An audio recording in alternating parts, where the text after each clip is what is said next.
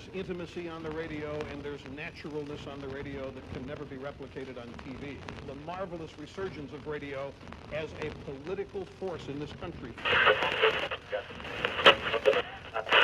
News-related radio programming is evolving. There's a huge hole in our dialogue that can be filled by the synthesis of traditional radio and the freedom that comes from a live podcast. You're about to experience Cowboy State Politics live. Here we go.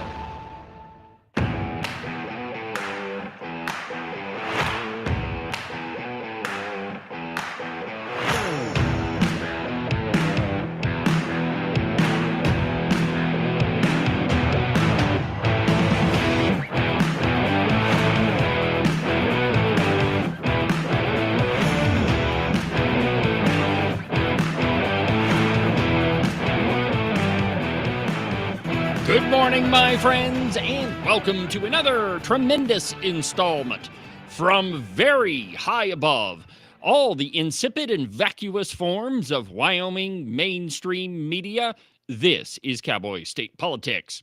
I, of course, am your illustrious host, David Iverson, firmly ensconced behind the silver Cowboy State Politics microphone and broadcasting to you from the base of the Bighorns at the Cowboy State Politics studio in Sheridan, Wyoming. Good morning, my friends, and welcome to the program. Happy Wednesday. We have a very busy program for you, lined up for you today. At the top of the second hour, we're going to talk to the author of a new book entitled Deadwood, Gold, Guns, and Greed in the American West. I've read most of the book. It's a fascinating tale, and we're going to ask the author if he uncovered anything new about all of the figures that, if you visited Deadwood, well, anytime, everywhere you go, you'll see a little history blurb about somebody who walked in the door at some time and did something. And pretty much everywhere, you're going to see something about Calamity Jane and Wild Bill Hickok. Well, sometimes in history, legends have, a historical fact turns into a myth, which turns into a legend, which sometimes bears very little resemblance to what actually happened. Well, the new book, Deadwood, Gold, Guns, and Greed in the American West is, I really enjoyed reading it. It's not like other history books that, they're kind of plodding and it's really tough to get through. This one's sort of written in narrative form, and it's very readable, and there's a ton of footnotes in it. So, it's a great book, and I can't wait to talk to the author. Legends, yeah, that's kind of like what you read in the Cowboy. It is. There's a little resemblance to what actually happened. Well, they're legends in their own mind, definitely. And then here, probably at 8:30, there's a great article in the American Thinker, and it's why red states have a problem governing. And they put together a lot of data, and so I've got several different charts to show you, and they make a pretty compelling case as to why, when conservatives get in power, they have a really hard time governing. And in Wyoming, if you think about it, this is the first time conservatives have been in control of either house of the legislature, we have Republican governors, but that doesn't necessarily mean that they're conservatives. And in the last few, they're definitely not. They're redcoats. They're leftists who got elected, who are Republicans only so they could get elected. But there's a good reason why conservatives have a really hard time governing, and we're going to go over some of those probably about 8:30. But we begin, my friends, with a fond farewell. And, there's a central figure that's been in Congress for way too long, and he's finally decided that he's going to step out of the limelight and, go off into the sunset. That's right, my friends, none other than Jerry Nadler.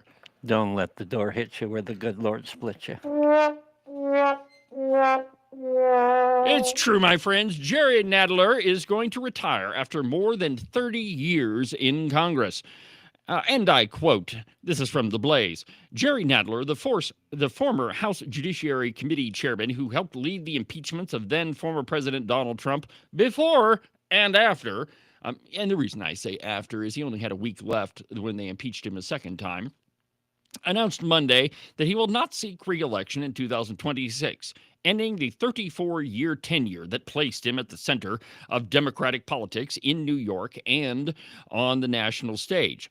Jerry Nadler confirmed that he will retire at the close of his current term, saying his decision was shaped by, quote, growing calls for generational change within the Democrat Party. Quote, watching the Biden thing really said something about the necessity for generational change in the party. Now, Jerry Nadler is in the group of, Biden, he really did have some problems. And, we all missed it. None of us really saw it.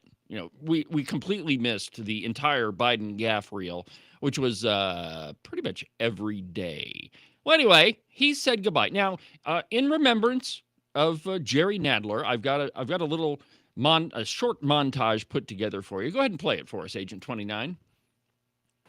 It is, in fact, a peaceful procedure for protecting the nation from despots by providing a constitutional means for removing a president who would misuse his presidential power to make himself a tyrant. Okay, so this first part is during the Clinton impeachment. So Jerry Nadler's been around for a really long time.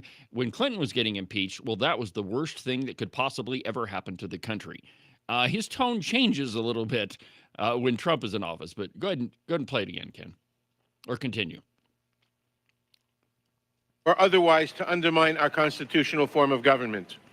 To impeach a president, it must be that serious. It must never be a narrowly voted impeachment or an impeachment substantially supported by one of our major political parties and largely opposed by the other. Can't do that. Such an impeachment would lack legitimacy. It would Produce divisiveness and bitterness in our politics for years to come, and will call into question the very legitimacy of our political institutions.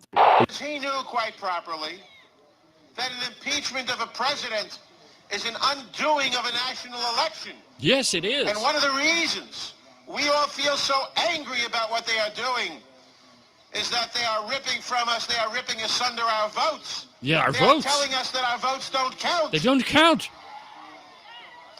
And that the election must be set aside. It must. Well, that was Jerry Nadler before. Well, as we all know, Jerry Nadler was the he was the central figure in the second Trump impeachment. But we bid a fond farewell and goodbye, good riddance. See you later, Jerry Nadler. Now, if you pay attention to social media, maybe you've noticed some, some ill-targeted claims that the president's demise was among us. There was Peter Doocy from Fox News asked the president if he was surprised to know that he was dead. Here's a little video clip of Peter asking him that. Go ahead. Completely different, but about a big viral social media trend over the weekend. How did you find out over the weekend that you were dead? You see that? No. People didn't see it for a couple days. 1.3 million user engagements as of Saturday morning about yours and mine. Really? I didn't see that. I have heard, it's sort of crazy, but last week I did numerous news conferences, all successful. They went very well, like this is going very well. And then I didn't do any for 2 days, and they said, there must be something wrong with him.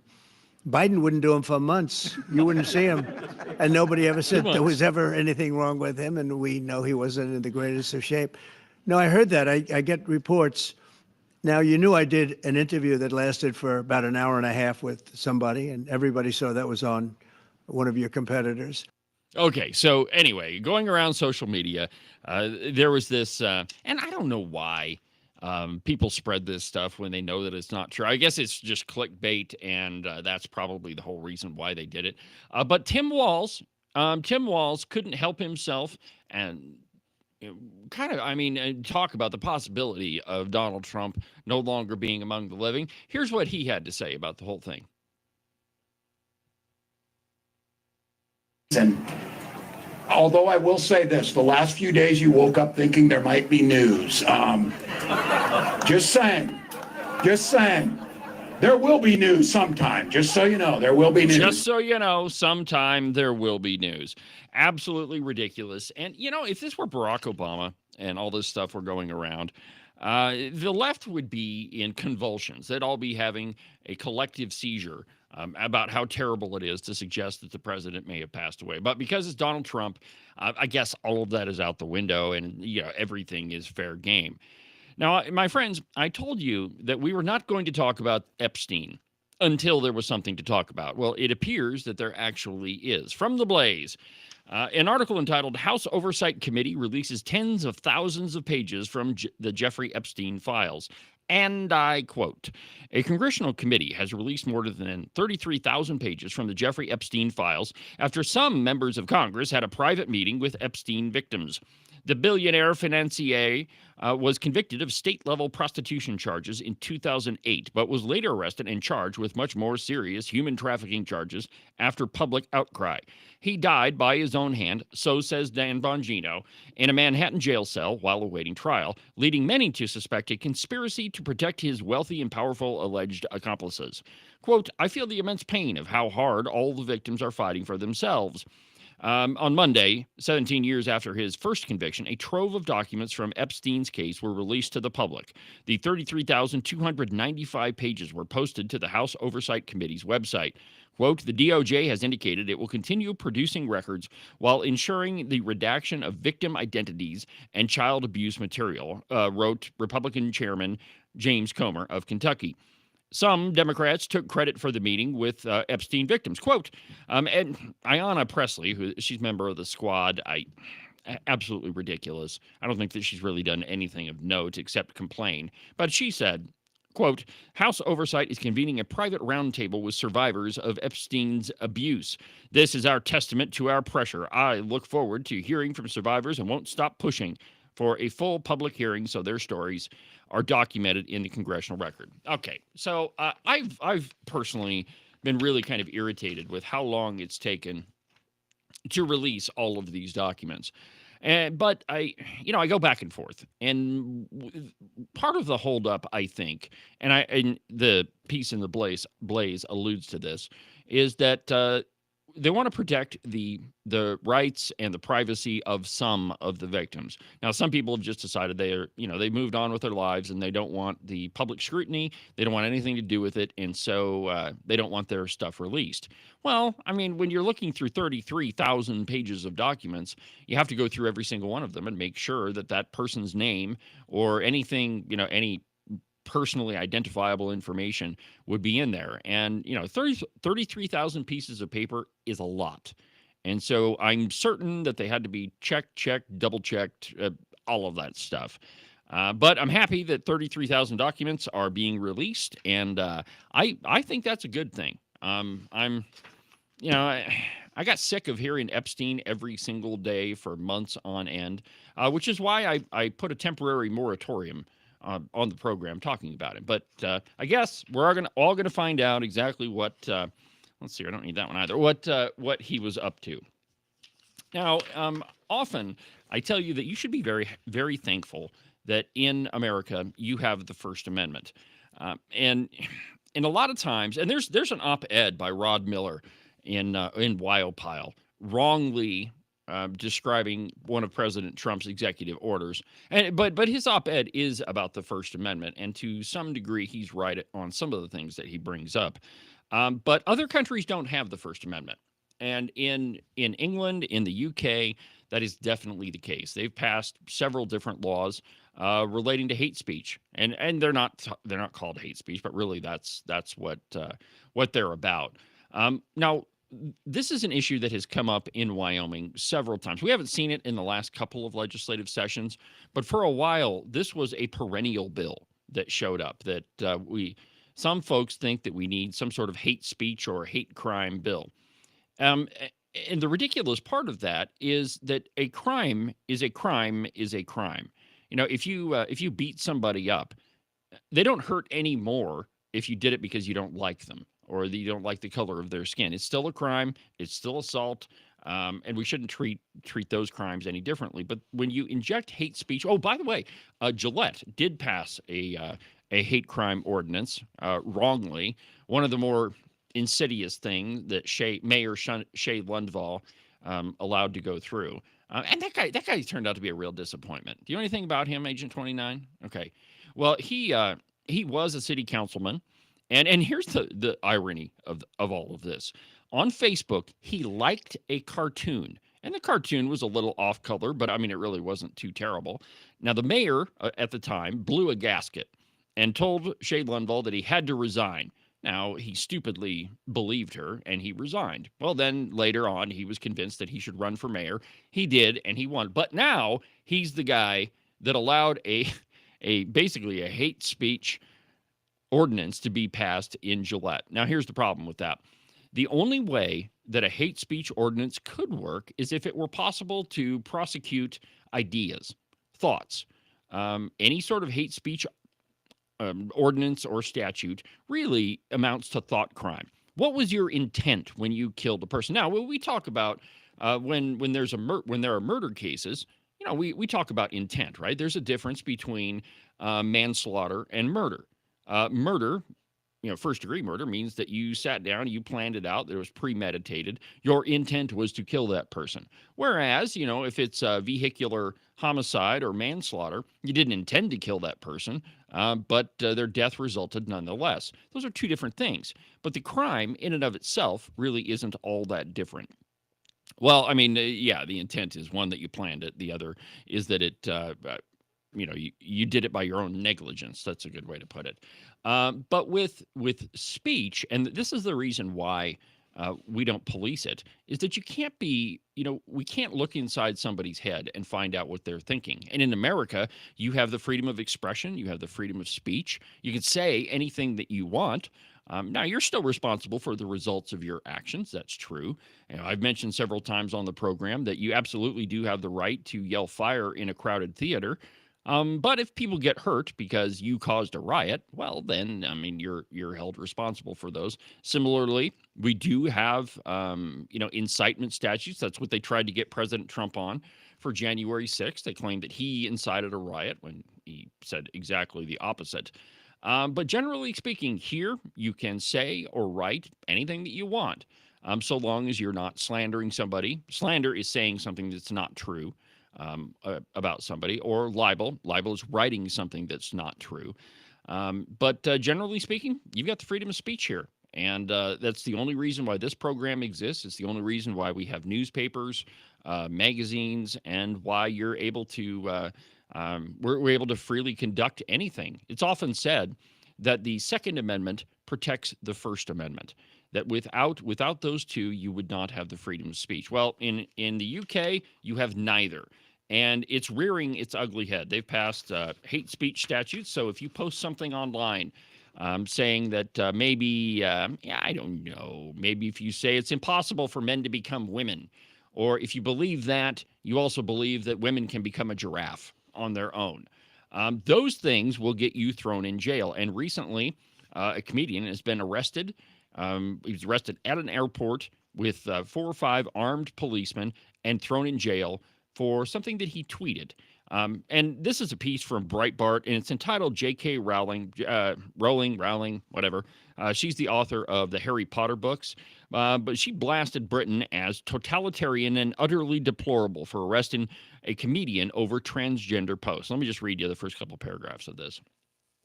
Harry Potter creator and women's rights activist J.K. Rowling is blasting the UK as a totalitarian nation. And if you're going, by the way, if you're going to police speech, that's exactly what you are. But on Tuesday, award-winning Irish comedian Graham Linehan told fans that he had been arrested where he landed at London's Heathrow Airport because of his online posts. Quote, in a country where pedophiles escape sentencing, where knife crime is out of control, where women are assaulted and harassed every time they gather to speak, the state had mobilized 5 armed officers to arrest a comedy writer for this tweet. And you can see it on and this is Rowling's tweet. Go ahead and throw it up on the screen, Ken. Yeah, the one that's on my screen. Could you push the button? I thought you said you were good at pushing buttons. Or maybe it's only pushing my buttons. Good is a relative term. It's true. It is. But anyway, on the screen, what the F has the U.S. become, or the UK become? This is totalitarianism, utterly deplorable. So this guy he sent out a couple of tweets or posts on X, and let's see here. And I don't see that it has his exact exact thing that he posted, but he says, quote, "To me, this proves one thing beyond doubt. The UK has become a country that is hostile to the freedom of speech, hostile to women, and far too accommodating to the demands of violent, entitled, abusive men who have turned the police into their personal goon squad." Now, so, and I was talking about this with the lovely Christine last night, and we ended up watching several different clips of Monty Python's Flying Circus. Now, there is no way possible that show could be made today.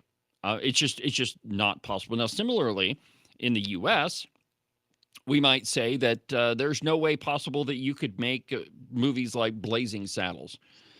That the public outcry, that the abuse that you would take in the media just wouldn't be worth it. But the difference here is, if you really did want to produce that movie, you still have the right to. You're just going to take a lot of abuse for it. If there's no possible way that you could make that in the UK any longer, and it's pretty sad, because I'm a big fan of irreverent British comedy, but that is no more. Apparently, if you post anything on Facebook and it's even remotely off color, you're going to the slammer. It's suppressing speech, my friends, opens the door to to totalitarianism. Now, remember, it's not been that long ago when a Saudi journalist was killed for something that he wrote. And remember the public outcry about that. That was what was his name? Jamal Khashoggi, I think. Remember all of the news articles about that, how he was assassinated? Now, of course, this comedian hasn't been assassinated yet, but Khashoggi was. Here's a piece from June 25th of this year.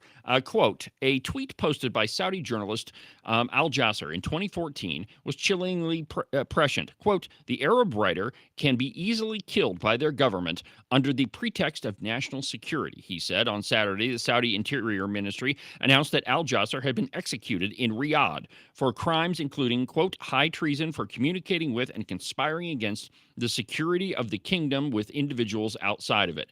Al Jasser is believed to have been in his 40s, and the execution, which in most cases in Saudi is carried out by beheading with a sword, followed 7 years of detention. Dissidents who spoke to The Guardian alleged that he was subjected to torture during his imprisonment.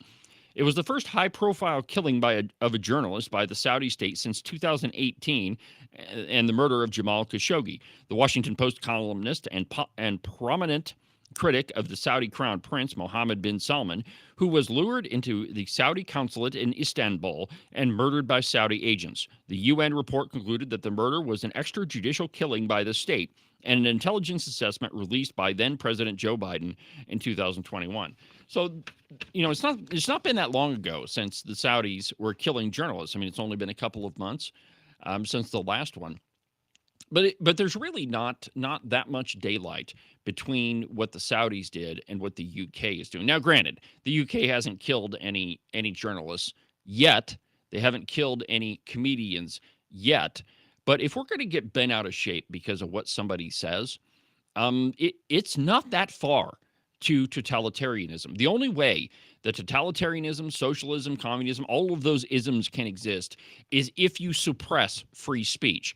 That's why every communist country that has ever existed has had like gigantic goon squads patrolling what people say, how people worship, and what they believe, because the facts don't line up with their way of thinking.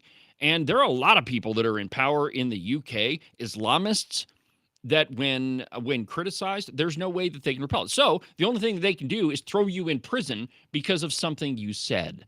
And while there are a lot of people that say some things that I absolutely despise. I've got a post up yesterday. I put it up yesterday on social media. The Sheridan County Democrats held a protest up on the north exit on I-90. Now they do this all the time, and I got tired of going down and asking them to answer questions. I mean, it's been like, every third weekend they're out there protesting something. And so while I did go drive around and look for the protest, I didn't think to go to the north exit because their advertisement for it said it was going to be on 5th Street. Well, come to find out, there was a guy. Let me see if I can just, you know what? We're going to take a break. I'll find the post, and when we come back, I'll show it to you. So, Ken, let's go ahead and go to our first break. And then when we come back, I'll show you that. And then we're going to talk about that, why red states have a problem governing. Back in a minute.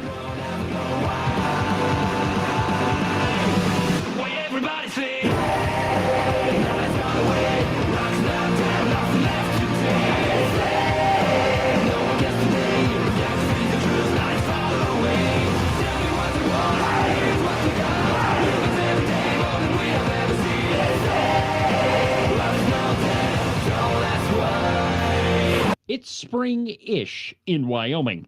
Well, what that means for the uninitiated is that it's going to be 70 degrees one day and then snow 1.5 feet the next.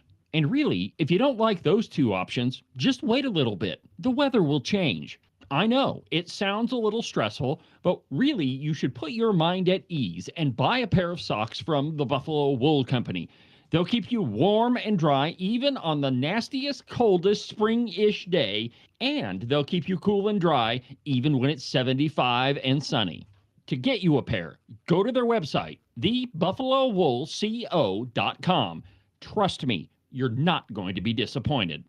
Are you one of those guys that listen to the president just a little bit too closely, and now you're tired of winning? Are you getting the feeling that there's been way too many good things happening in our country and you just can't take it anymore?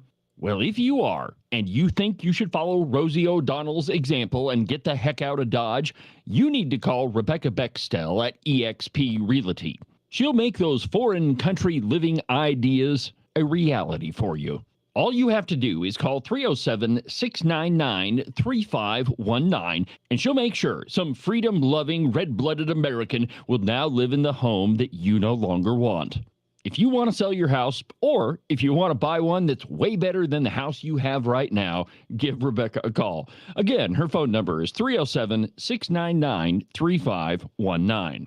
I've never felt the freedom like I do. I feel stronger every day, don't you? Well, I can show you how. A new day, a new way.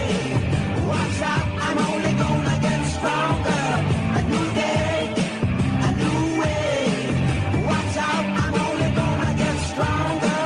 A new day, a new way. Watch out, I'm only gonna get stronger. A new day, a new way. Watch out, I'm only gonna get stronger. I've never felt the freedom like I do. I feel stronger every day. I'm only gonna get stronger. Cowboy State Politics is only going to get stronger. This program is expanding faster than I can even keep track of. Cowboy State Politics Live can be watched on YouTube, Facebook, X, and on Rumble, and sometimes, when I remember, on Instagram. Welcome back to the program. Cowboy State Politics Live on a Wednesday. I'm your host, David Iverson. Wyoming's conservative voice, documented to be almost always right 99% of the time. Now, before the break, we were talking about free speech, and I mentioned that the Sheridan County Democrats held a protest up on the North I-90 exit, and they had some really interesting signs. Go ahead and throw my screen up there, Ken. Oh, look at that swastika. Now, I thought that the Sheridan County Democrats would be against people flashing swastikas around. That's a symbol of hate, of course, but not when you're a Democrat, evidently. Hey, by the way, Sheridan Press, why don't you write an article about this one? Oh, that's right, because you only write articles about Democrat protests when there aren't things like this. Maybe you should be a little bit introspective and decide perhaps maybe you should write a piece about why the Sheridan County Democrats are flashing swastikas around. Define hypocrisy, my friends. The party who would go apoplectic if anyone on the right, used this sign. But it's completely okay if one of their people is doing it. My friends, we have the freedom of speech. And while I find, go ahead and throw it up there again, Ken. And while I find this absolutely disgusting, and the person holding that sign, I don't know who you are, but you and I need to talk about the revolting sign that you apparently drew and why you think that that sort of thing is okay.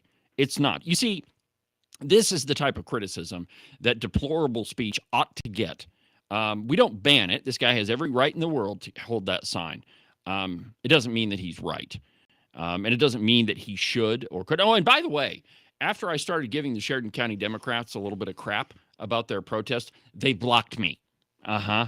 Yeah, I know. Not exactly the party that is into constructive dialogue. No, just try to shut me up. You notice that it worked. I mean, blocking me from your post, it really worked out well for you, didn't it? It's always the left that Always. shuts down the conversation. It amazes me that we're welcome to. We're welcoming, I think, to be able to entertain the other side, to have a decent conversation, because, frankly, we know that logically we're going to win. Yeah. No, this guy here with the dumb, deplorable sign, he's absolutely welcome to come on the program. I think that would be a pretty entertaining interview, but I don't know if he'd enjoy it very much. I'd like to take him over to Germany and take him through Dachau, where I have been, have him sit down with some of the people that I sat with and describe a little bit of what they remember. It just seems to me that the rhetoric all too often just immediately blows up. And those of us on the right sometimes fall prey to that kind of a temptation. Yeah, I mean, there are people on the right that say some pretty disgusting things. Yeah. Let's be honest about it. Not on this show, though. No, not on this show.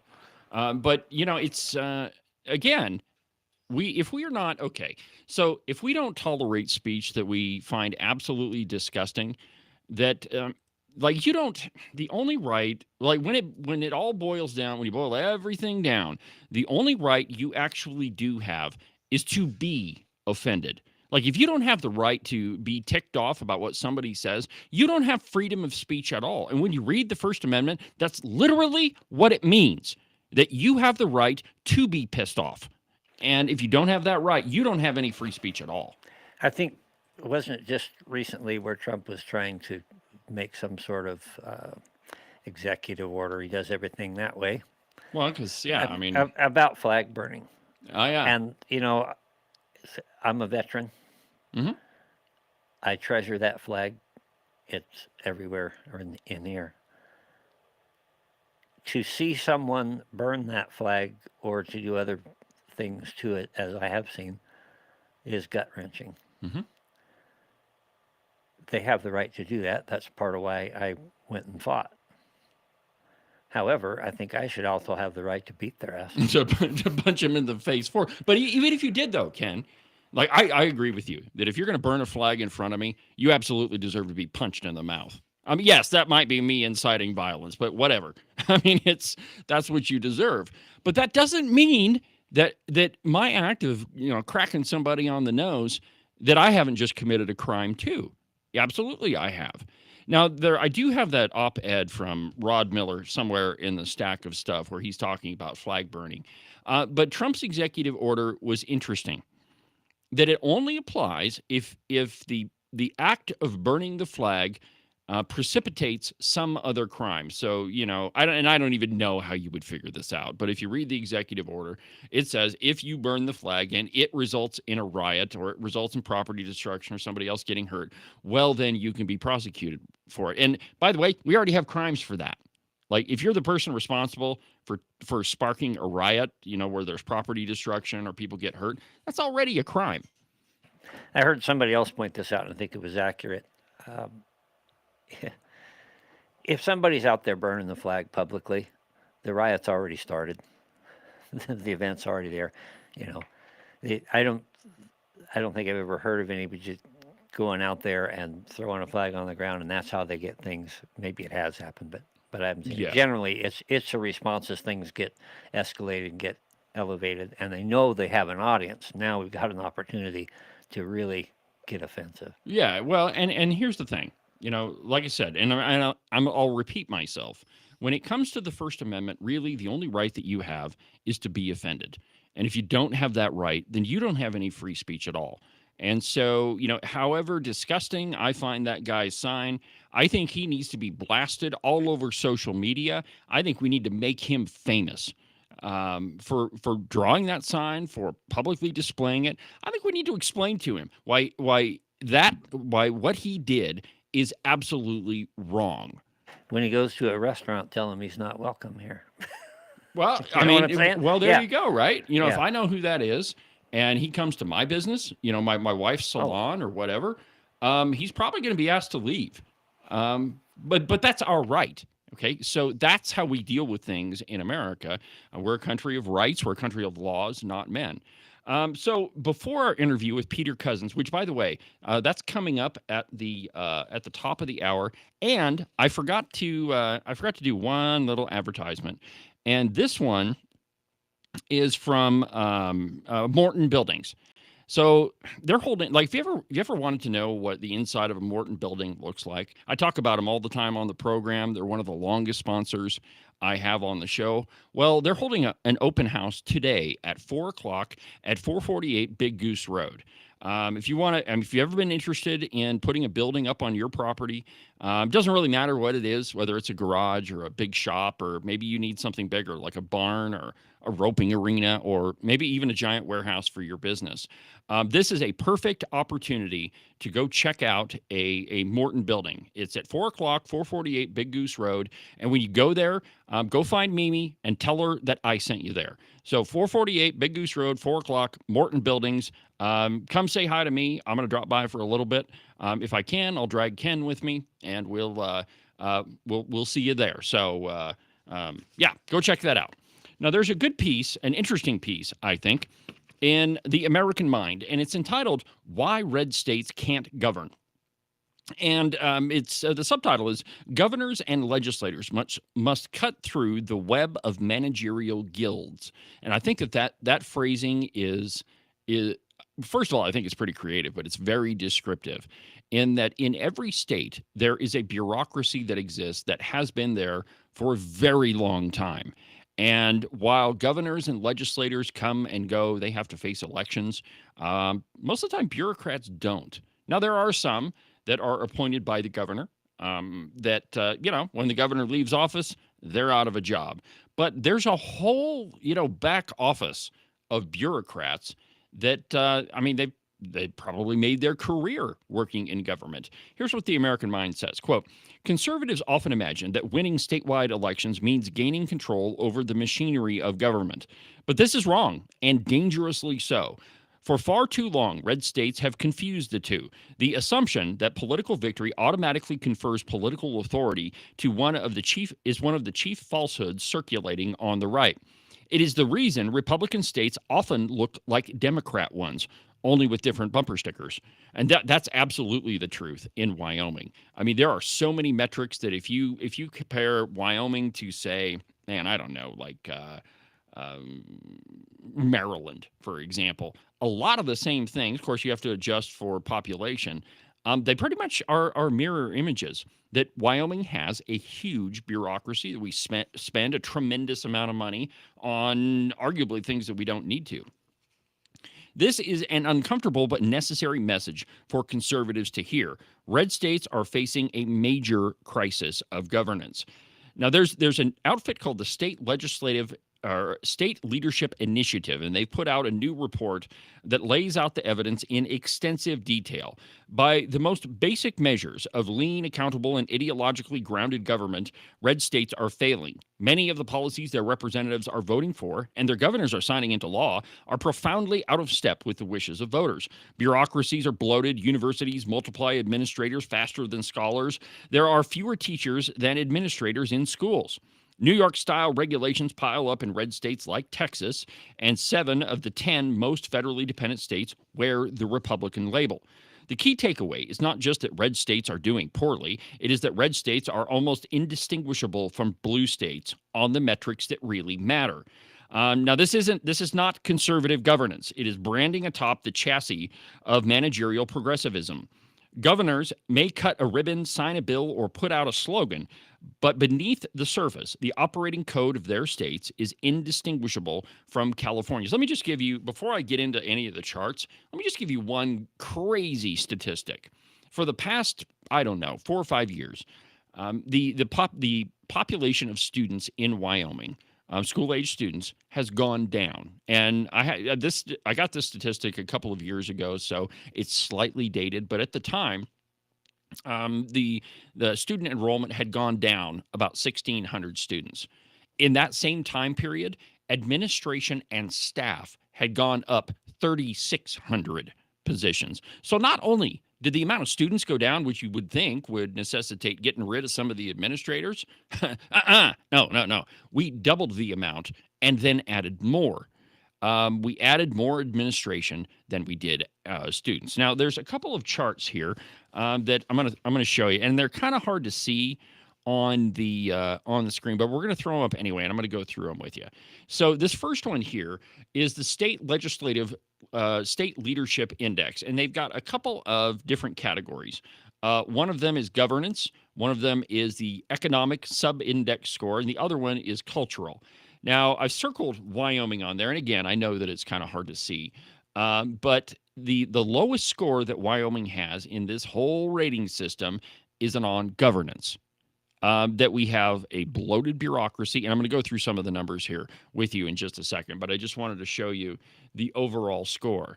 Now, the economy in Wyoming, actually, we've got a pretty rocking economy right now. We're definitely in the top third, maybe higher. Of course, we've got a lot of minerals here, and so, we look pretty good there. And the other interesting one, and I'll get to this in just a second also, is their cultural index. And I know that's kind of a nebulous term, but the table that they put up has got some interesting statistics on it, and some of them belie the rhetoric that we've been hearing from the left in Wyoming a lot. The biggest one is Wyoming students are leaving. Children are born in Wyoming and they get the heck out of Dodge and they never come back. Well, that's not entirely true. Throw this one up, Ken. Okay, so this one is the State Culture Index, and again, I realize that the numbers are kind of hard to see here, but the first white column, and if I can move my mouse, there you go, you can see it right here. This first column says native retention rate, and what this is the amount of kids that are born in Wyoming that stay here, and that number is 46%. Okay, so that is, if you just pay attention to the media, what you're led to believe is the vast majority of people, and it is a majority of kids that are born here, get up and they move out, and we can't keep anybody here, and it's going to destroy the state. Well, the truth is almost half the people that are born here end up staying. And so I think that's a pretty good number. The next column, and this one I think is really important, is the percentage of prime-aged adults that are married. And by prime age, they mean mid-30s. And that number is 63%. I think that's pretty high. We're often told that, a large number of marriages fail. At prime age, 63% of people in Wyoming are married. Let's see here. The fertility rate, this one's kind of low, 1.69%. I think the last number I heard is that the fertility rate ought to be above 2. To keep up with the amount of people that are passing. But so a little bit low there. This next number I think is really encouraging. Percentage of teens raised in an intact family. Super important. That's 59%.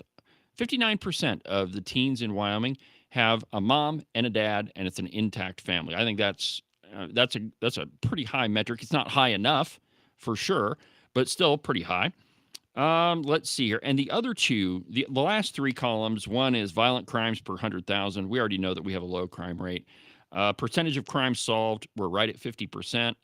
And then the median home buyer age is 33%. So culturally, according to this index, Wyoming's doing pretty good. Now let me give you the bad news. The little black rain cloud here. This one is the governance index. And let me find it here. And you will notice that Wyoming is way down at the bottom, number 46. And so, the argument of this piece in the American mind is that in many ways, red states, specifically Wyoming, bear a lot of resemblances to a blue state. And let's just kind of go through some of these numbers. Agent 29, these are the things that you, my friend, fight pretty much on a daily basis, or if not every other day, or if not just in the afternoons when you're not producing this show.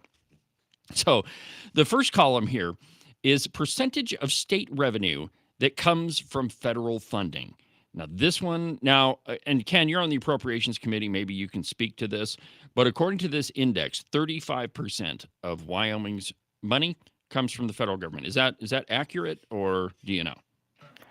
Off the top of my head, I couldn't swear that it sounds accurate. I would want to point this out. Let me see.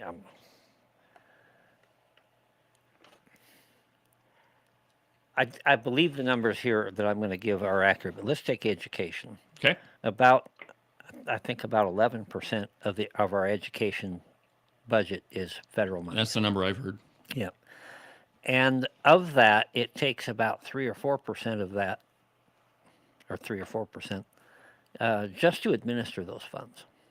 And so we end up with a net gain of somewhere around 6 to 7%. And you've many times accurately said there isn't a budget in the world that couldn't get rid of that. Yeah. If we could get rid of federal money in education, get rid of the shackles that come with those shekels, what an amazing thing that could be. Oh, and it's true all across the agencies. There are some that are completely dependent on federal funds, and I believe that if you start listing them, you'll find that those are the ones we don't need anyway. Well, yeah, and I think that it is absolutely the truth that Wyoming could float that 11% no problem. I mean, we've got so much cash in the bank that there's no reason why we're taking money from the feds on that one. Well, the next column is perhaps more disturbing. This one is the state employees per 100,000 residents, and that number is 2,151 state employees for every 10,000 people. Holy crap. That's 1 out of 5. 1 out of 5 people works for state government. Largest industry in the state. Yep, that's absolutely true. Government. Yep. Yeah. We tend to think that it's our extractive industries that are the biggest industry here. It's not. It's not. And government really isn't even an industry. So that's kind of a misnomer. But the largest percentage of our cash goes to state government. It's a leech. Mm-hmm. It Absolutely. takes money away. It produces nothing. Yeah. And I'm just going to mention this real quick, that we're going to have an interesting guest sometime next week, the head of the Wyoming Business Council. I can't wait for that. Along with one of his chief gals. I forget her title off the top of my head. They're going to be here in studio, and we're going to have a nice conversation. And it is a nice conversation. Josh Durrell is a good guy. I like him. He's doing a good job at what he's been asked to do, but the wrong job done right It's still the wrong job. Still the wrong job. Yeah. I can't wait for that conversation. We got a lot of questions for you, sir. All right. So the next column on this is the net number of ESG oppositions. Now, this is an interesting category because this is one of the areas that I think Wyoming's really been lagging in. That again, 15. And if you look through that column, and by the way, this entire report and the article that it comes from is available. I already put it on the website. It's on the show content page. So you can go look at this for yourself. But 15 pieces of ESG opposition, and I don't know that it really tells in the report what those are. But you can see some states, they have like 35 different oppositions to them, 26. So we're kind of on the lower end of the spectrum there. Now, this next statistic here, teacher share of K-12 staff, only 44%. So of all the staff in the education realm, state education department, only 44% of those are teachers. Do me a favor and look up that column and just call out a couple of other states. Okay, so so let's see here. So some of the lower ones, like, and they're all pretty much in the same ballpark, but like North Carolina, 47%, Wisconsin, 51%, Minnesota, 50%, and those are all Democrat states. So we're lower than that. Okay, so we've got way more administrators than we do teachers. The next column over is university employees per 100,000 residents. Now, this one ought to be scary to you because Wyoming's a small state. No matter what the University of Wyoming says, it's still a small Western school, but there are 1,117 employees at the University of Wyoming per 100,000 residents, which means, and there's 580-some thousand people in Wyoming, which means, so their employees are actually like 4,000, probably close to 5,000 people. So 5,000 employees for the University of Wyoming, and we only have, I mean, it's a small school that only has like 12,000 students at most. How many towns in Wyoming don't have 5,000 people? A lot, a ton of them. But just think about the magnitude of these numbers that I'm rattling off here. There is no difference, at least in this category, between Democrat states and ours. Now, here is the really big number, and we talk about this one all the time. But the per student spending. Now, those on the left will tell you that this is a good thing. But per student in Wyoming, we spend $20,159 every single year. And these numbers are from 2024, by the way. So look at, say, Delaware. What does Delaware spend per student? Oh, if I can find it here. Delaware, per student. Oh, Ken, only 15,000. Huh. Weird. And number one on the list is Tennessee. Oh, they also spend. Let's see here. Oh, here we go. Nevada, 12,000. Let's hear Florida. Take a guess on how much money per student Florida spends. 29 here. Give me a guess. 14,000. No, lower. Oh, they don't like their kids, do they? They hate their kids. They hate children altogether. Under 10? Yeah, it's $9,000 a student is what they spend. They've got to be retards. They have to be. Now, you're not supposed to use that word, but well, it's cowboy state politics. I mean, we can get away with a lot of stuff here. But our neighbor to the east, South Dakota, they also spend around $9,000 per student, and their test scores are above Wyoming's. So how is that possible, Wyoming Education Association? How is any of that possible? I just saw it this morning, and I think I sent it to you. I haven't gone through the numbers yet, but the Wyoming Department of Education has just released the numbers for how well we're doing on our standardized testing. I bet we're on the top. No, I wouldn't make that bet. The cream of the crop. Well, that's entirely true. And the argument that you hear in Wyoming is, well, we've improved. And which sounds great, except, of course, if your improvement is still in the crapper, which our scores really are. Now, this isn't, I'm not ragging on teachers here, but the problem is when 40%, over 40% of your graduating eighth graders, I don't know if we still have eighth grade graduation, but we did when I was in school. But if close to half of those kids can't read at a proficient level, I think we have a problem. I'm just saying. I don't know what it is. Blame it on whatever you want, testing or what have you, but your kids can't read. Sometimes I wanted to say to the schools, we gave you one job. Yeah, one job, and you couldn't even do that one. So anyway, my friends, that link is on the show content page at cowboystatepolitics.com. It's a fascinating report. I just kind of gave you the Cliff Notes version of it, but there's a lot of stuff in there that you should really go take a look at. Now, coming up here in about 6 minutes or so, we're going to have an interview with Peter Cozzens. Now, Peter is the author of a new book called Deadwood, Gold, Guns, and Greed in the American West. And we're going to do that. We're going to talk to Peter in, like I said, right after the break. And I've been looking forward to this for quite a while. But before I get there, though, let's see here. Hold on. There we go. Okay. So I found this piece on The Blaze, and it's by Christopher Bedford, and it's the American Rights Howard Zinn problem. And now Howard Zinn was he claimed to be a historian, but he's not. He never really studied history. He was a philosophy professor. Well, he wrote this book called A People's History of the United States. It's not a history book. It's a piece of propaganda. And I bet you can go to a lot of college history classrooms, professors, and they've got that book on the shelf. Now, I think that it's important to read other perspectives on history. I mean, Lord knows none of us are alive to, go back to the Revolutionary War. None of us who are alive today were alive during the Revolutionary War. And so, there's a lot of different perspectives on it, but we have to be able to decipher between the two. But let me just read you a couple of the opening paragraphs here. Quote, plenty of alternative takes on American history circulate on the American right today. How did World War II really begin? Who were America's true allies and who were the enemies, foreign and domestic? These are serious questions, and some counter narratives raise valuable points, but many of them belong in the advanced section. Before you dive into them, you need a grasp of the basics. The left has long had this problem. For its adherents, and especially its new recruits, woke history is the only history. Nothing fuels leftist superiority complex more than tossing around facts that appear to shatter common assumptions. If you don't know the rest of the story, the right is only just beginning to learn this game. We're really bad at this, my friends.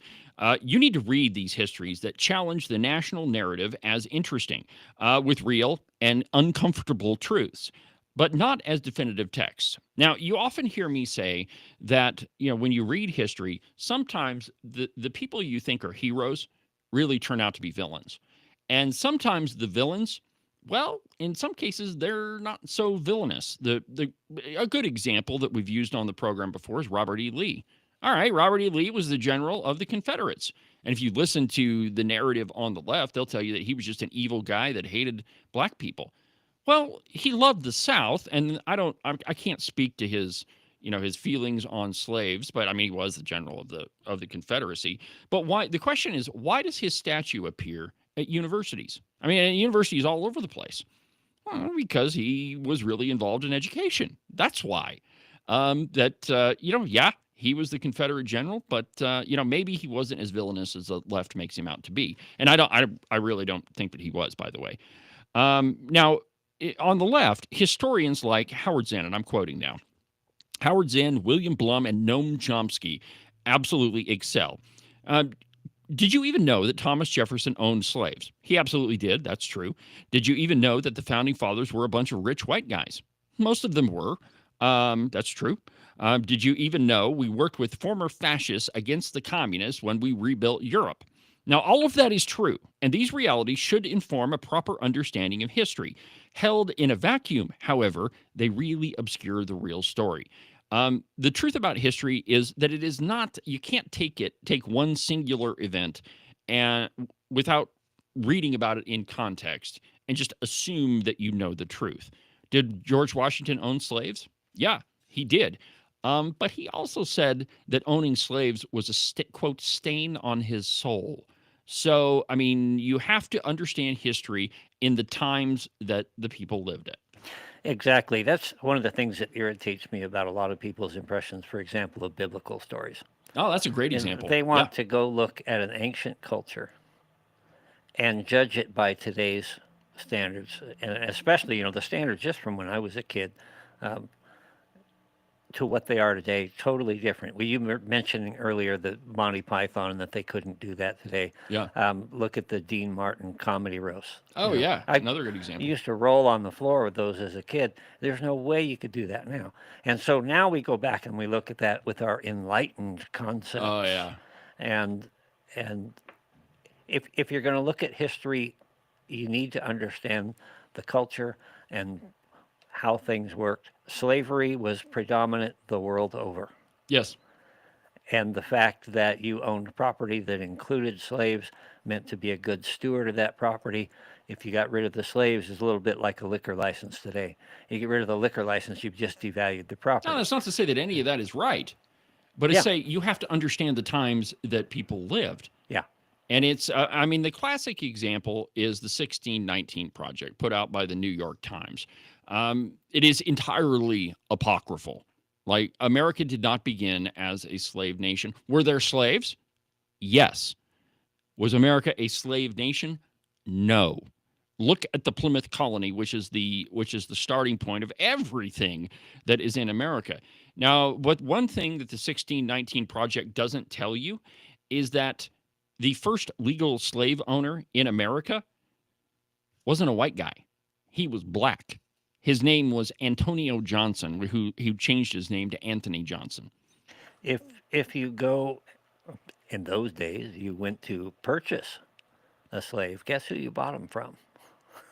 Slave traders, who were, many times, black. Yeah. Okay, so one tribe against another, or sure. Whatever, yeah. And that's not to say that any of it is good, bad, or indifferent. It's just to say, and it is bad, by the way. But history just is. And, the reason why we study it is so that we can, so that we can learn from the mistakes of the past. And the theory being, when you know them, you won't repeat them. Well, the guy we're going to talk to after the break, Peter Cozzens, he's written a book about Deadwood, and there are some things in there that you probably, there are some things you probably believe about some Old West characters that may not necessarily be true. And like I said, I've read a great deal of Peter's book. It's a really good read, and we're gonna talk to him in just a second. But first, an absolutely outrageous profit timeout. Yeah, here we go. Yeah. So after the break, Peter Cozzens. But before that, we got to pay some bills. So we'll be back in a minute.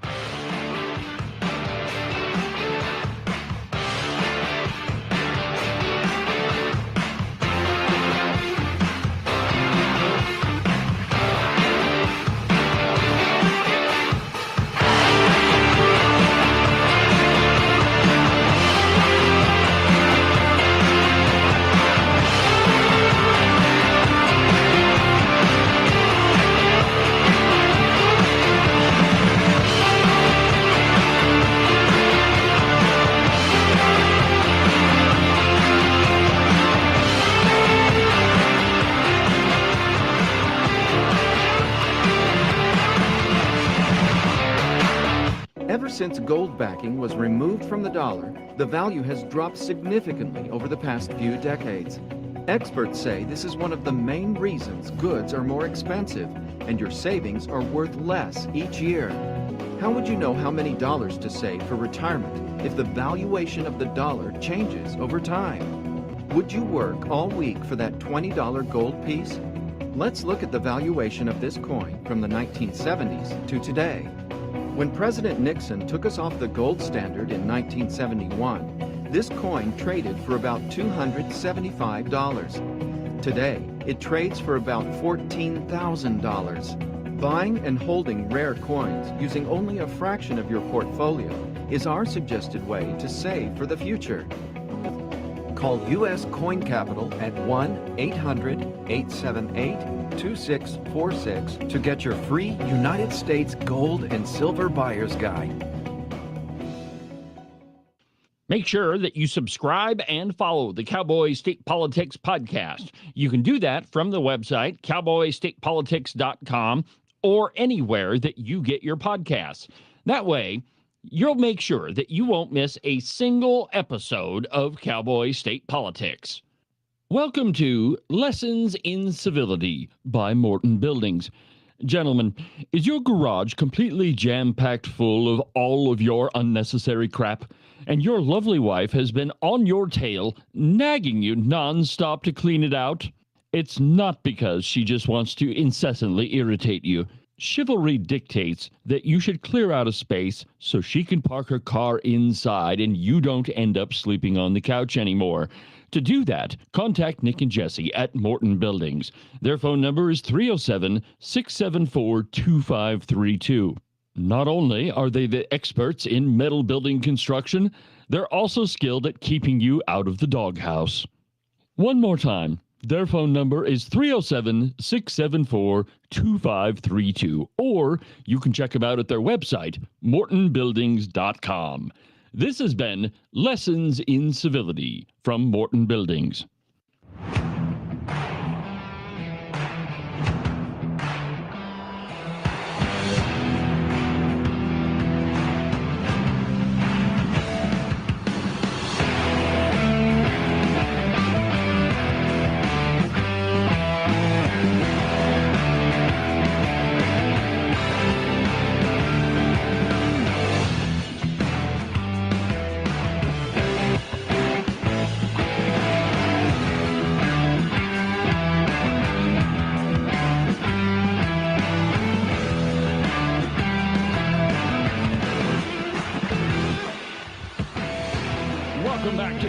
Welcome back to the program. David Iverson, Cowboy State Politics Live on a Wednesday. Welcome back to the program, my friends.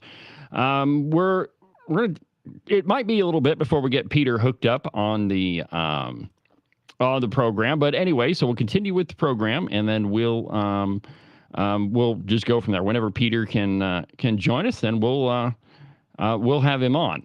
Live radio, you never know how things are going to go. So hopefully Peter will be joining us here in just a second.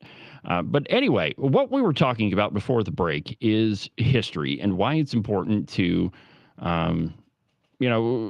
read both sides. Because a lot of times we tend to get insulated from what really happened. And you read one horrible thing about somebody and you just kind of assume that that's the case, and a lot of times it's not.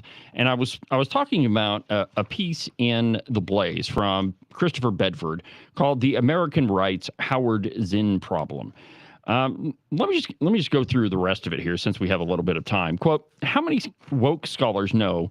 And no being in quotation marks, that Christopher Columbus was a tyrannical rapist, but don't know that the entire counter-narrative is based on writings of one man who wanted his job, which were not taken seriously in their day and are corroborated nowhere else. There is only one source for all of those rumors. And the truth is, if you read Christopher Columbus's journals and the journals of those people that were with him, he had stiff penalties for mistreating the people that they ran into. So there are different narratives to, and again, and let's define what the word narrative means. It's a story, right? So the left is really good at crafting stories that make historical figures out to be kind of villainous, like Christopher Columbus. But I challenge you to go read his journals and go read the journals of the people that were with him, because you'll get a very, very different picture. It wasn't that long ago that I did an episode on Cowboy state politics where I talked about the differences in the story of Christopher Columbus, and from what you hear on the left and what you hear on the right. And a lot of times, those stories of our history are then used for political gain here. And if you'll notice in the left-wing media, they always make an attempt to try to equate folks that are conservative now with those really, really terrible, or the people that they say are really terrible historical figures. So Bedford continues, how many woke scholars know enough about the lives of Jefferson and Washington, the realities of the world that they lived in, and their substantial contributions to a society in which no man is a slave?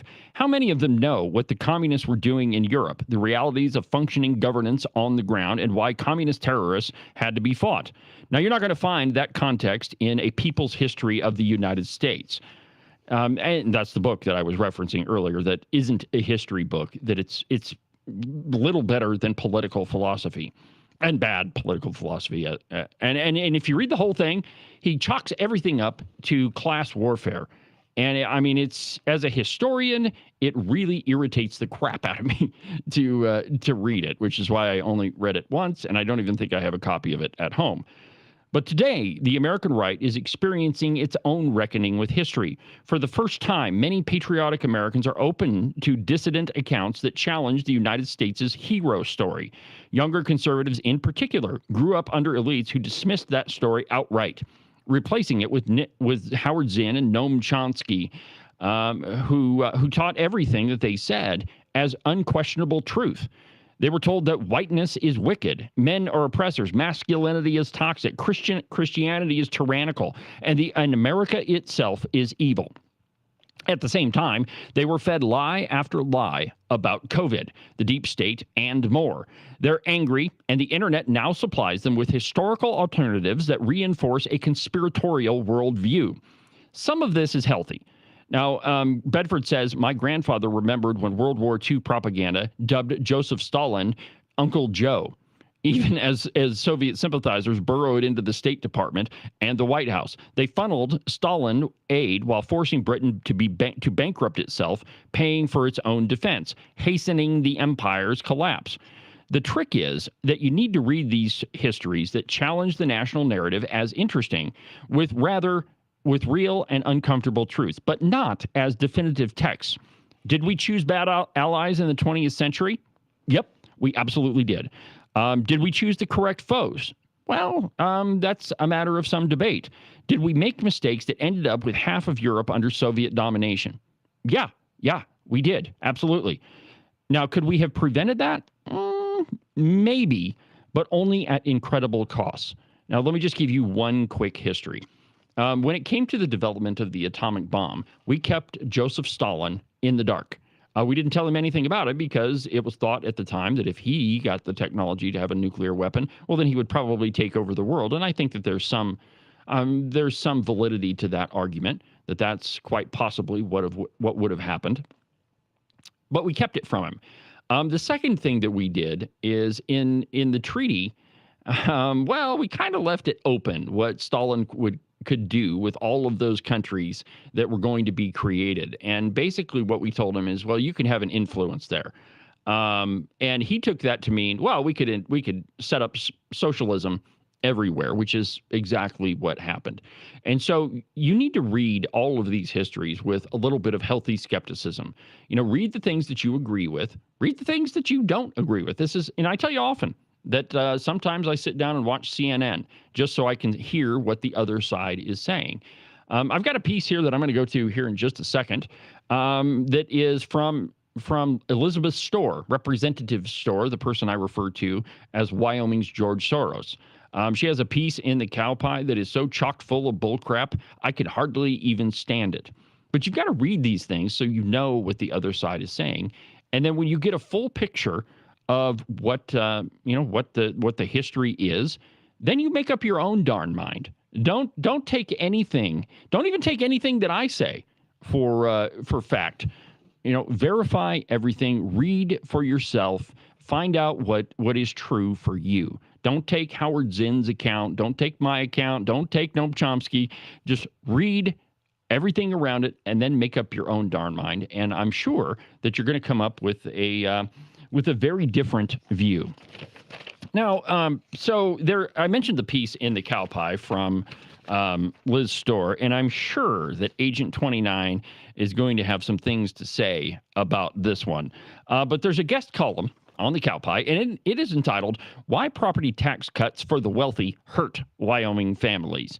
And this entire thing is based on one false premise, that everybody has to receive the same amount of a tax break, not the same percentage. And let me just read you the first couple paragraphs before I have to throw Agent 29 my roll of duct tape here. Quote, when we talk about property taxes, we're really talking about what makes Wyoming communities work, so says Liz Storr. Property taxes fund our schools, law enforcement, firefighters, etc.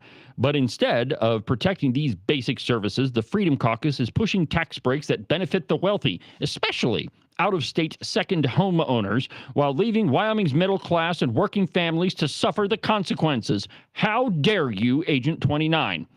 That is a classic example of bait and switch. It was the Freedom Caucus that fought tooth and nail, including myself, to backfill these monies. If we're at the state level, if we're going to take away money from cities and counties, then we should restore that. And that's what we were trying to accomplish. They are the ones who said, no, we're going to show people how bad it hurts when you take a tax cut. So now you've got... in the Hot Springs County, they have defunded 4-H.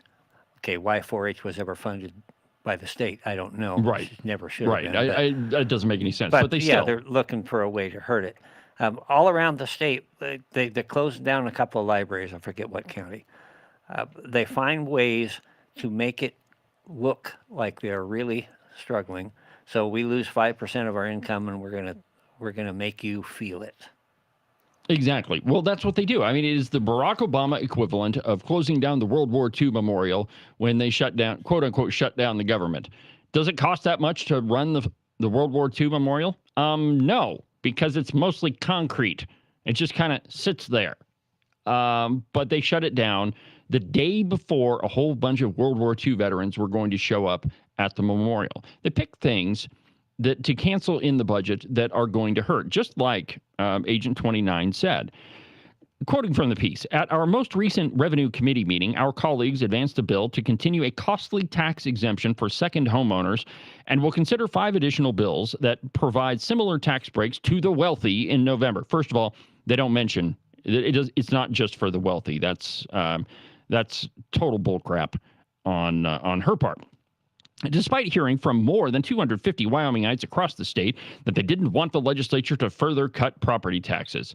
And I'm sure that the left has convinced people that we've had enough tax breaks and that all of these services are going to go down the toilet. But it's just not true. The services that have been canceled have been done so intentionally to make it seem as though all of you getting more, being able to keep more of your money is a bad thing. Now, listen to this next part. Here's where this thing really goes off the rails. Well, if it wasn't off the rails already. Quote, as a result, someone in Jackson with a property valued at $10 million or more will get a break that averages over $13,664 annually. Meanwhile, the owner of a median Wyoming home valued at $367,000 will only see $597 in savings. The wealthiest homeowners benefit even more from another law the legislature passed in 2024, the 4% cap. Okay, I'll get to that in just a second. But what Liz Storr is saying is just because somebody who has a more valuable property receives a higher amount of money in their tax break, that is somehow unfair to you who gets the same tax break. It's just you get less, you don't have to pay as much. Yeah, who pays most of the tax? Right. It's not the wealthy. Yeah, right. It's the middle class. But what she's talking about here is equity, not equality. It's that just if you don't receive that $13,000, that somehow that's unfair.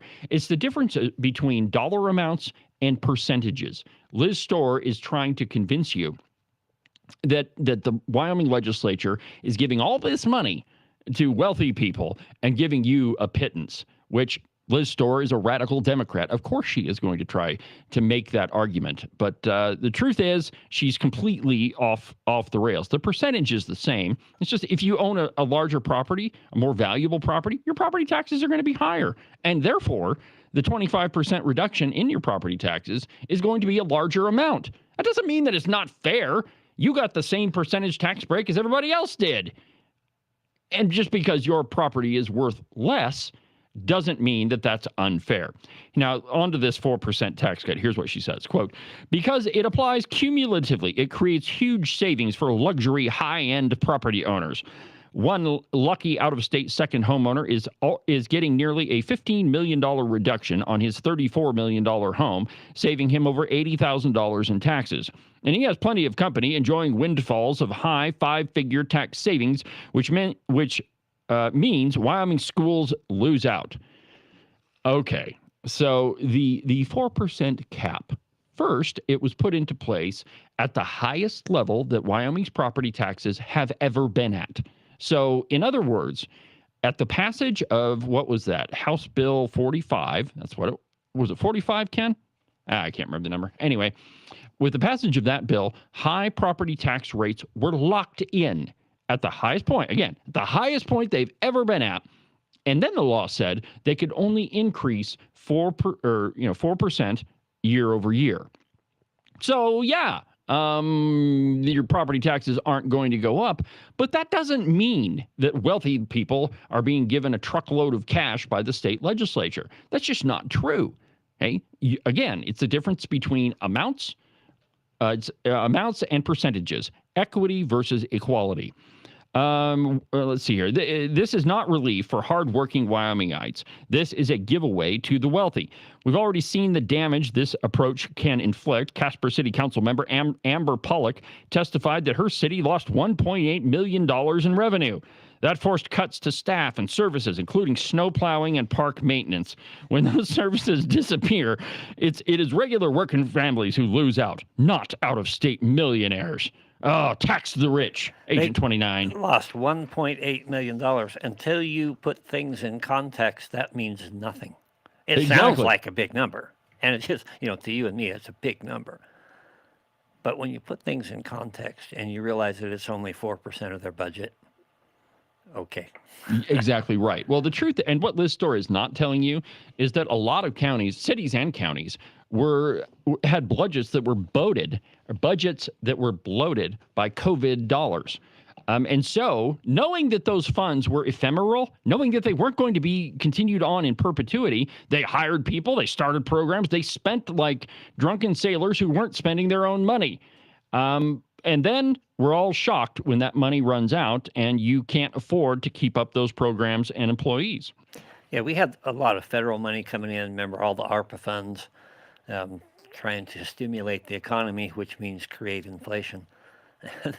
That's really what was going on. But at its core, when you look at property tax, it is unconscionable. Why should I have to pay a tax on an unrealized gain?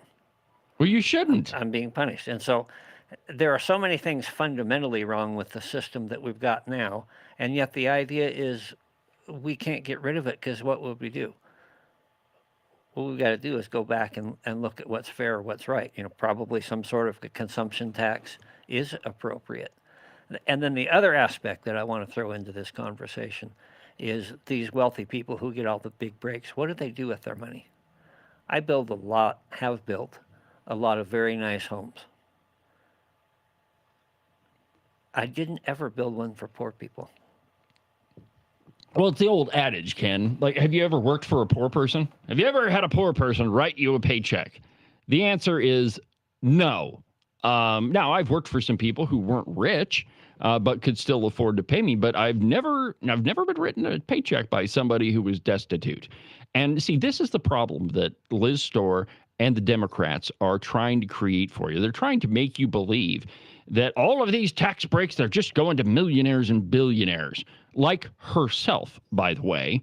Yeah, and what do they do with that money? Of course, that's our point. Do they just sit there and hoard it? That was what she would want you to believe. No, most of them put it to a lot of good use. Look at the Mars Center here in Sheridan. Yeah. No, that's a great facility that was built with, correct me if I'm wrong, but private dollars. She continues, during the Revenue Committee meeting on August 22nd, Chairman Tony Locke objected when one of us noted that the $196.5 million in total lost tax revenues from property tax exemptions calculated by the Department of Revenue, arguing that schools will be funded no matter how much taxes are cut. But his Freedom Caucus colleague, Chairman John Baer of the Appropriations Committee, is citing a projected $686 million deficit in the state school foundation program account, the result mostly of these same property tax cuts for why the other state programs need to be cut. Now, Agent 29, this sounds like you guys are just destroying Wyoming education. That you're just giving all of the school money to millionaires and billionaires, and you don't give a crap about little kids. Why do you hate little children, Agent 29? Actually, that's kind of a good idea. I say that, of course, somewhat tongue-in-cheek. So I guess first question for you. That deficit is also largely due to, coal sales are dropping off and all these other. That's where the real money is in these revenues. And those are projected to continue to taper off and fall. And yet we're spending at this unsustainable rate. And that's the fact. We are spending ourselves into oblivion. We cannot keep it up. Property taxes, like you said, the last few years went sky high. We had all that extra windfall profit coming in. We had ARPA funds coming in. We were living high on the hog. We can't keep doing that. So, and here's the bizarre part of it. And it's not really bizarre when you understand what they're doing. Representative Liz Storr is conflating numbers, right? She's taking different numbers from different areas that tell you different things and conflating them with, hey, we cut property taxes, so this is the reason. Well, that $686 million deficit is not a result of that 25% tax cut. The truth is, that deficit existed before that bill passed. If you walked into the Capitol building right beside the Appropriations Committee room, there was I don't know what you want to call it, but a framed spreadsheet of what our revenue projections looked like. And it showed if we keep spending at the same levels, and again, this was before that 25% tax cut, that if we continue to spend at the levels we are, in 4 or 6 years, we're going to face a $686 million deficit, that we're going to be in the red. Yeah, those numbers change because we actually got like six or eight of those spreadsheets. And they said, well, what happens if natural gas prices remain even? What happens if they go up slightly? What happens if they drop even a small percentage? And it's pretty scary. And that's another problem with the way that Wyoming works. We don't operate on a budget, say, how much money do we have? How much money are we going to spend? We operate on guesses, on predictions. Now, they've gotten very good at The guessing. Craig Report. Yeah, they've gotten very good at guessing. They've gotten very good at projections. But the truth is, we don't know. Anything could happen. And we set ourselves up betting on the come. That's a recipe for disaster. Absolutely, it is. We need to switch ourselves over, and we have just about enough cash to do it. We need to switch ourselves over to a cash basis and say, this is how much money if you we remember, Ken, like, what was it? I don't know if it was last session or the session before. It was actually Senator Barlow who had a bill to move us over to cash-based budgeting. Mm-hmm. That is, we only spend what we have on hand. We're not budgeting based on projected revenues. And that was roundly rejected, and Liz Storr was one of the people that voted against it. And so you have to understand the full picture of what's going on here. One of the reasons why we have that big deficit in the school foundation account is we're spending over $20,000 a year on students, and our test scores are crap. You got to fix the exact problem, and it's not just throwing money at the wall. But Liz Storr continues. I love this next part here. This is a fiscal cliff that the Freedom Caucus's own making, and they continue to drive the bus off the precipice by supporting the elimination of property taxes altogether. If that happens, Wyoming will still need to fund schools, firefighters, public roads, etc. One option Freedom Caucus lawmakers have already floated is to remove the exemption on groceries and begin taxing food. I heard that was your idea. Horseshit. The legislature has already provided a significant amount of targeted relief for those who truly need help with property taxes, seniors on fixed incomes, hardworking families, etc. Let's see here. And there's one more little piece here. Quote, Wyoming families deserve a tax system that's fair, responsible, and sustainable, not one that shifts the burden onto working families while millionaires and out-of-staters get a free ride. And in fact, and this is the biggest thing that made me blow my gasket, quote, and in fact, that's what Wyomingites voted for in passing Amendment A, a constitutional approach to adjusting the level of assessment for primary homeowners. But the Freedom Caucus refuses to fully implement it. That is not what Amendment A did. Let me repeat that. That is not what Amendment A did. In fact, the only thing that it did is created the ability for the legislature to create another class of property tax. That's the only thing that it did. Liz Storr is lying to you. Now, maybe she's making the argument with the passage of Amendment A, we could do this, but it's not what Amendment A did. The only thing it did was allow the legislature to create additional classes of property. That's it, period. I just want to throw this out, and I wasn't really expecting to do this, but hence it's on here. Yes. What you got? We wrote a bill, I think it was House Bill 316, that gave an 8.5% raise to all the teachers. 8.5%. Now, that money goes out to each school district in a block grant, and the school districts, we can't tell them how to spend it. But this is how the school districts actually spend it. I love this. This should, hold on, before you do that, Ken, you know what? Let's go ahead and take our third break. And when we come back, we're going to tell you what school districts across the state did with that 8.5% raise for teachers and staff. If you're a teacher, and well, hopefully you're teaching right now and you're not listening to me, but if you listen to this later, you should be absolutely irate at your school boards. And we're going to explain why here in just a second. But first, an incredibly outrageous profit timeout. Go ahead and hit it.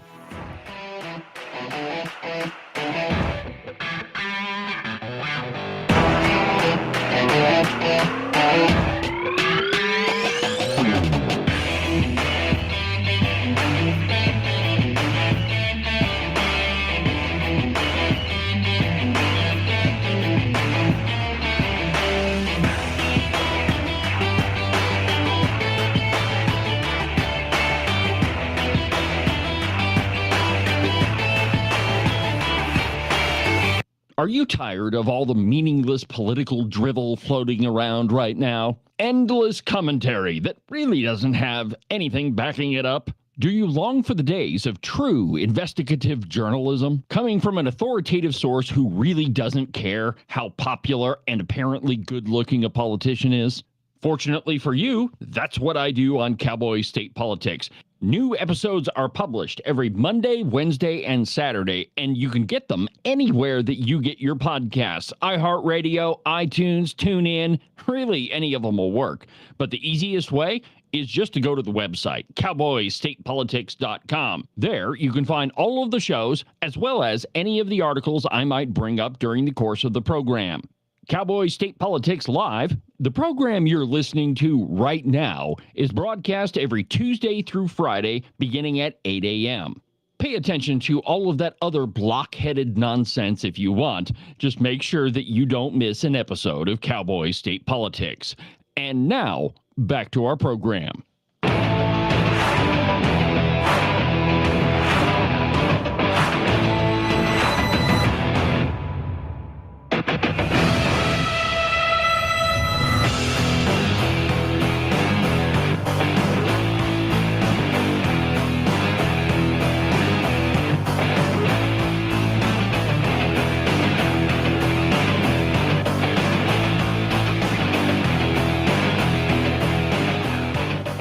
Welcome back to the program. David Iverson, Cowboy State Politics Live, number 31 on the list of the 100 podcasts you should be listening to in 2025.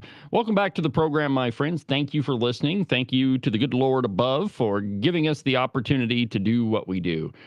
So before the break, we were talking about all this education funding and how the legislature last session passed an 8.5% increase to teacher salaries. And Agent 29, I'll go ahead and let you take this one here. Well, if you just see what's on there, I'm going to scroll down so you can see. This is Enrolled Act. It means it passed into law. Was originally House Bill 316. And this Section 3 here, right there where my cursor is, 8.5% for the professional labor category. And you can see we gave raises in other places. We actually were able to, because of projections, decrease a little bit of the spending that we had planned for energy costs. Anyway, but that's the basis. We gave them, we said, this is what we want you to do with the money. Now, we've tried to set it up so that we can silo it and force them to do with the money what we give them the money to. But as it stands right now, they still have the ability to do pretty much whatever they want to do with it. And then this came out, and this is an LSO document. If you look at the top there, and I can't read it from my. All right, so it says, let me just roll with this for a minute, Ken. So it says, average increase to Wyoming School District teacher salary schedules, fiscal year 2025 to 2026. And so again, House Bill 316, it said that teachers and staff, and it says the professional category, all get 8.5%. So that's an 8.5% raise. On this list, and you can see it for yourself, and I'll go ahead and post this to Cowboy State Politics. The only county in Wyoming that gave their teachers and staff, and actually they did more than an 8.5% raise, was Sublette County. Every other school district in the state of Wyoming, well, let's just cut the bull crap and say they screwed their teachers. Yeah, look at Hot Springs. Yeah, Hot Springs County, that's a beautiful one there. Zero. They took that 8.5% and they used it elsewhere. And these people want to come and say, the Freedom Caucus, they're the bad people. They took that away from you. You know, nothing passes the House without our support. Yes. This passed the House. And I mean, just look at those numbers. Let's see here. Let's just pick one in particular. Platte County in Wheatland. They gave their teachers a 1.07% raise. Where's the other 7%, Platte County? What did you do with that money that was specifically for teacher raises? And I guarantee you, the narrative coming out of the Wyoming Education Association is going to be those evil Freedom Caucus members won't give you a raise. Exactly. That, my friends, is bullcrap. Exactly, and it is absolutely infuriating. And I mean, here's the proof right here. I just showed you House Bill 316, how it specifically says that teachers get an 8.5% raise. And the chart, and I'm again, after we're done today, I'll post this to cowboystatepolitics.com. If you're a teacher, if you're a para, by God, if you're the janitor and you didn't get the raise that the legislature promised you, you need to go directly to your school board and ask them where the hell your money's at, because they spent it somewhere else. Yeah, their union is definitely out there coaching them, telling them that we are the bad guys. We took away that property tax, and now you can't have a raise. Okay, so let's kind of like square this circle a little bit. Now, Liz Storr wants you to believe that all of this is the fault of the Freedom Caucus, and how dare they not give any money to education. The truth is exactly the opposite, my friends. You shouldn't believe anything that comes out of Liz Storr's mouth. She is lying to you. And that's not the only one. I mean, as we've gone through this opinion piece top to bottom and showed you that there are multiple lies in it. And the biggest one of them is that the legislature is not funding education, because they absolutely are. And the fact is, the Constitution mandates that the legislature fund education, no matter what that dumb judge in Cheyenne had to say. You had a chart up earlier that talked about what each state pays. Yeah. Wyoming is a little over 20,000 per student, according to their numbers. I think we're actually closer to 21 now. Yeah, well, this one says, this was in 2024, and it said $20,159 per student every year. Now look at some of the other states up there. South Dakota, for example. Let me find South Dakota. It's, where is it? I think they're at Here we go. It's actually 13,000. So let me correct myself. I said 9 earlier, but it's 13. But the point being, we're being sued because we underfund education. No, we give them plenty of money. That money does not go to the right places, is not being spent correctly. And so now we get to the argument that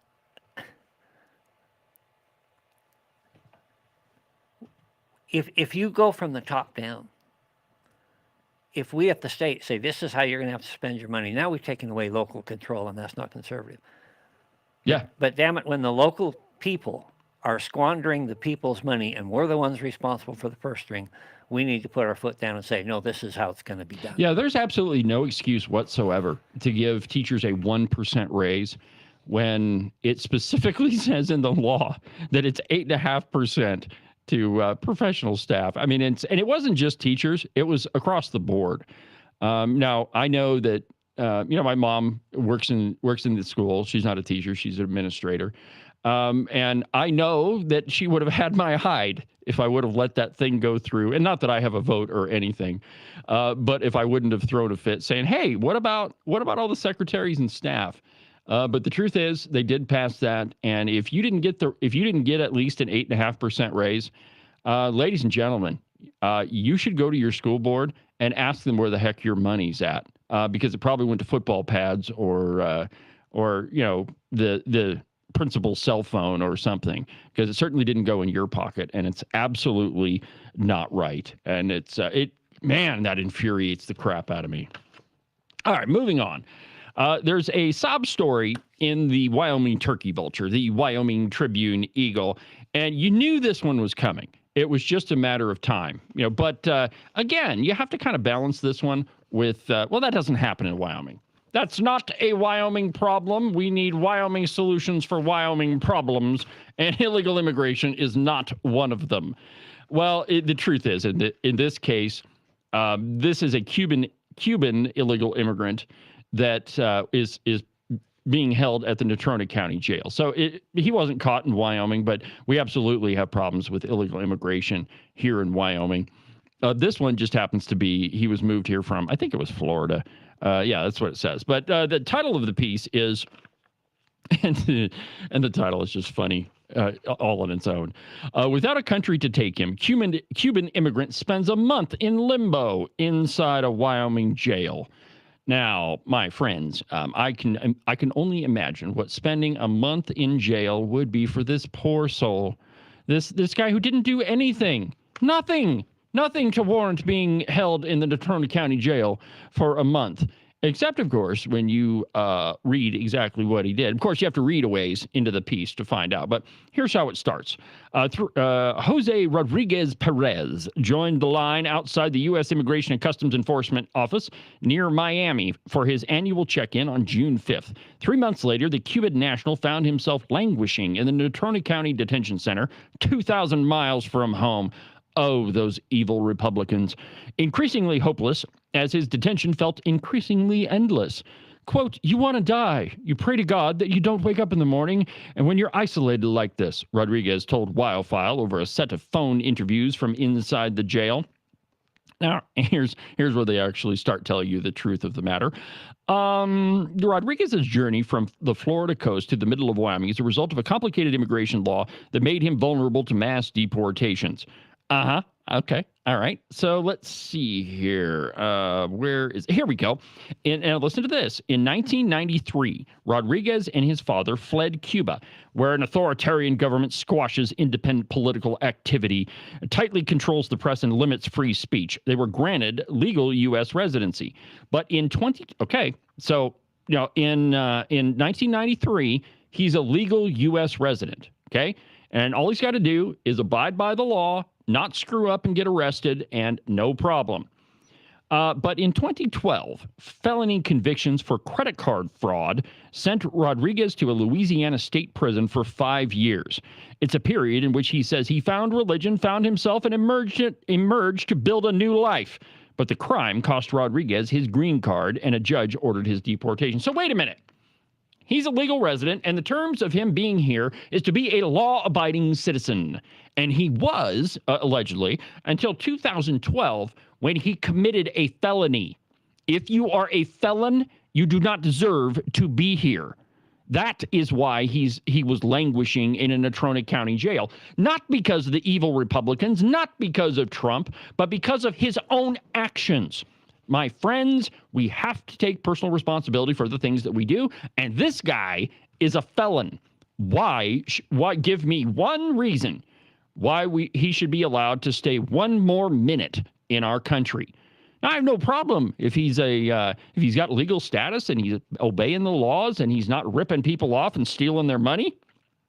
But when you're a felon, that kind of means you don't get to stay here. Now, there's no mention in the piece if he tried to get citizenship, though I would say with a felony, he probably couldn't. But think about it. From 1993 until 2012, so let's see here, that's 12, that's 19 years he was in this country. And we'll just give it to him that he didn't commit the felony until 2012. That's almost 2 decades. Did he attempt to get U.S. citizenship during that time? There's no mention in the article, so we're left to assume that Mr. Rodriguez Perez didn't even attempt to become a U.S. citizen to gain the privilege that the Wyoming turkey vulture and wildfile are now complaining about. The truth is, my friends, as far as we know, this guy didn't make any attempt to become a U.S. citizen for nearly 20 years. And now he's a convicted felon. He's complaining about not being able to stay in this country. Now, I have sympathy, my friends, for anybody that lives in Cuba. And the truth is, I think if you can make it to the shores from Cuba, we probably ought to grant you asylum. Because, I mean, you're escaping a communist dictatorship. I'm okay with that one. And that's what he did, him and his dad did, until he committed a felony. Now, we're told all the time that we don't really have this problem. You know, it's not a Wyoming problem. It's not a problem, not problem. That we don't have illegal immigration issues here. But the truth is, my friends, every state is a border state now. It's not that. I mean, it's not all that rare that you find an illegal immigrant in the Sheridan paper that's charged with the crime. Here, and we're in northern Wyoming, a long ways away from Casper, and certainly a long ways away from the southern border. But we're right on the interstate. Right on the interstate. And one of the major problems in Wyoming is human trafficking. And it's very closely related to illegal immigration. And it's a massive issue, all going through Wyoming. And we've got to wake up. We've got to start applying the law. Well, and that's just the problem, Ken, and that's the point I'm getting to, is this guy sat around for 19 years and didn't do a darn thing with his citizenship. You would think that the incredible blessing that he and his father were given to be allowed to stay in the United States and they didn't have to die in a communist dictatorship in Cuba, that he would have taken advantage of that and tried to become a U.S. citizen. Now, I've heard that the citizenship process takes a long time, and I don't know why, but the number 5 years sticks in my head. But he could have done that 4 times over, and he didn't do it. And in the meantime, he became a felon. Now, why he wasn't immediately deported in 2012, Lord only knows. But he was allowed to be here for another decade because of Democrat policies under Barack Obama and under Joe Biden. And let's admit, there were Republicans in there too from 1993 until now. But the truth is, he should have been deported a long time ago, and it's about darn time. And I do have sympathy for those folks who want to come here and who have the purest of intentions. But the fact is, a lot of these sob stories, like the poor guy in the Natrona County Jail or the Maryland manned gangbanger human trafficker that the left is going apoplectic about.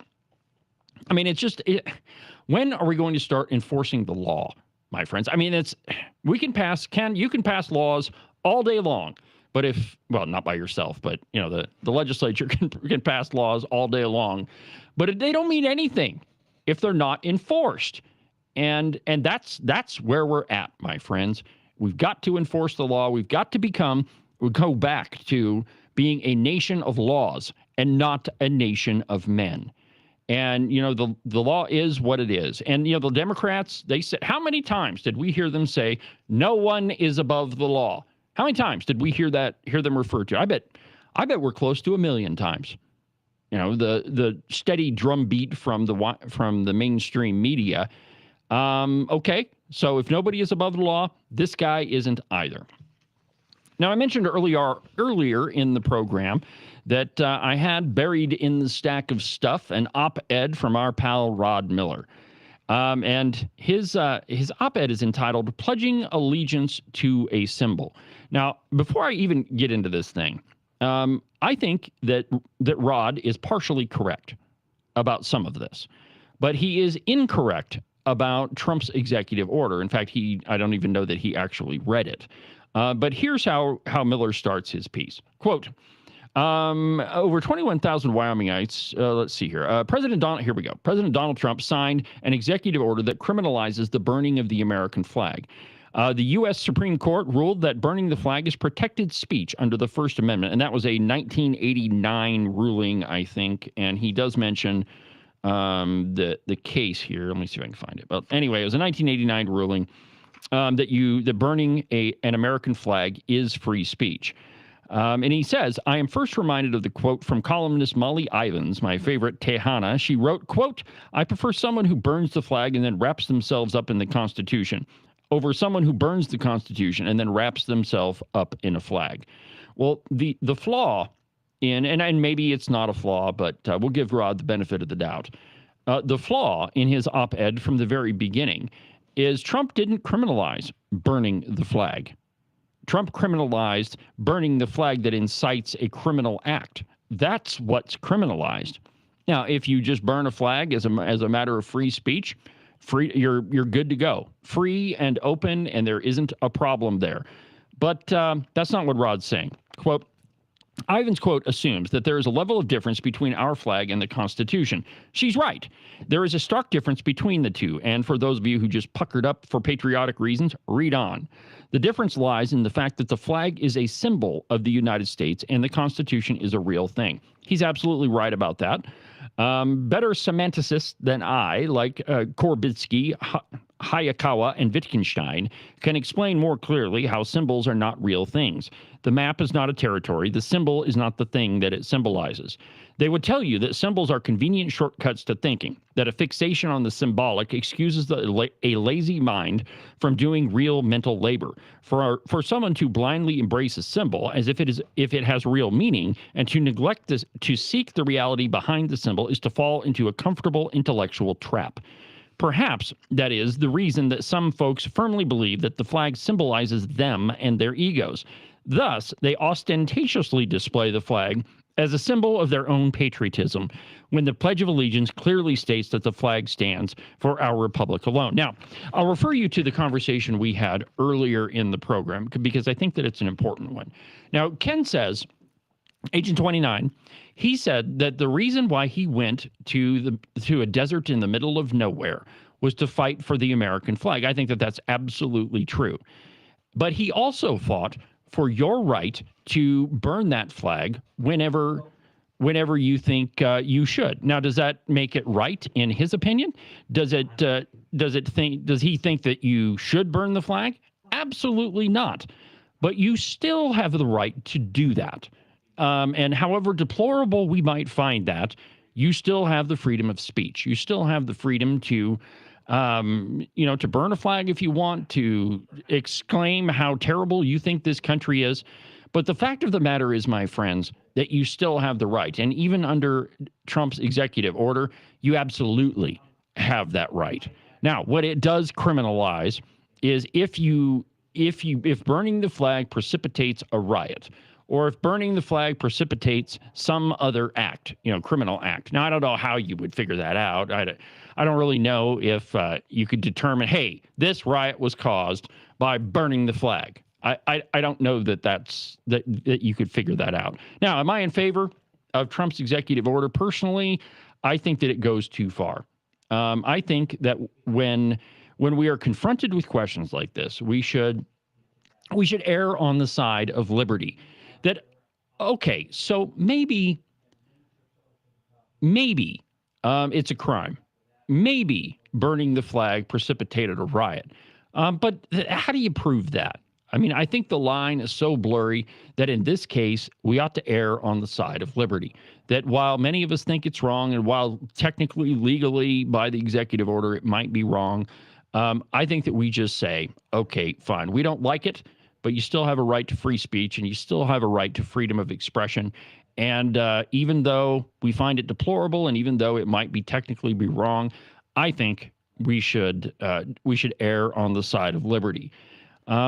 So is Mr. Miller's column prescient? Only part of it. It is true that the flag is a symbol, but it is a revered symbol.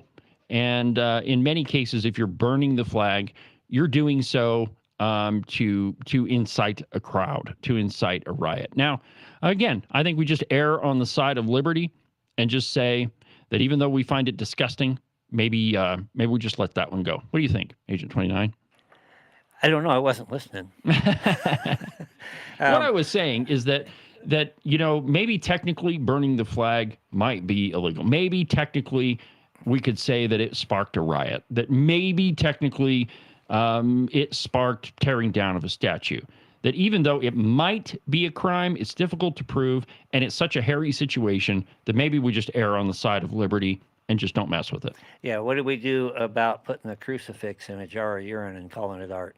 There you go. As you said earlier accurately, the only right you really have is to be offended. And some people like to make fools of themselves. You